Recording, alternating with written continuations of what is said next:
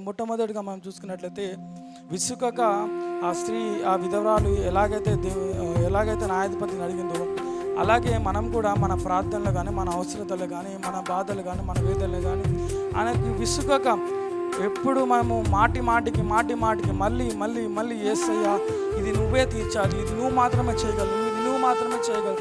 మనకు జవాబు తొందరగా రాకపోవచ్చు కానీ తగిన సమయం ముందు ఆయన కలుగజేస్తాడని నాతో మాట్లాడుతూ.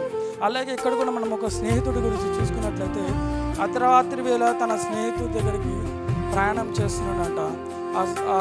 ఆ ప్రయాణం చేస్తున్న వ్యక్తి దగ్గర తినడానికి ఏం లేదని 3 రొట్టెలు అడిగినప్పుడు మా పిల్లలు పడుకుని ఉన్నారు, నేను లోపల గదిలో ఉన్నాను, నేను ఇవ్వలేను అని అన్నప్పుడు ఆయన సిగ్గు లేకుండానే మళ్ళీ ఆ తలుపు కొడుతూ ఆయన స్నేహితుడికి తలుపు కొడుతూ సరేలే అని ఆయన ఏం కావాలో అవన్నీ ఇచ్చారు.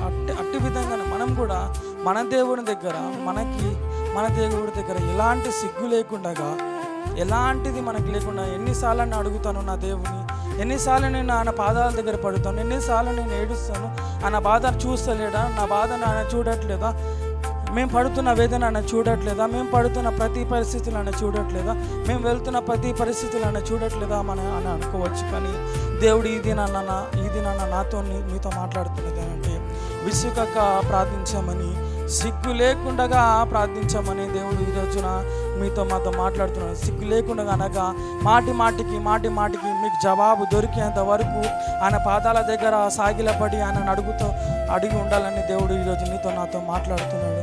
మనము చూసుకున్నట్లయితే మార్క్ 11:24 చూసుకున్నట్లయితే మీరు అడిగిన వాటిని అన్నిటినీ మీరు పొందుకుంటారని విశ్వాసముతోనూ ఉండాలని, అట్టి విధంగా మనం ప్రార్థించాలని దేవుడు ఈరోజు మాతో మాట్లాడుతున్నాడు.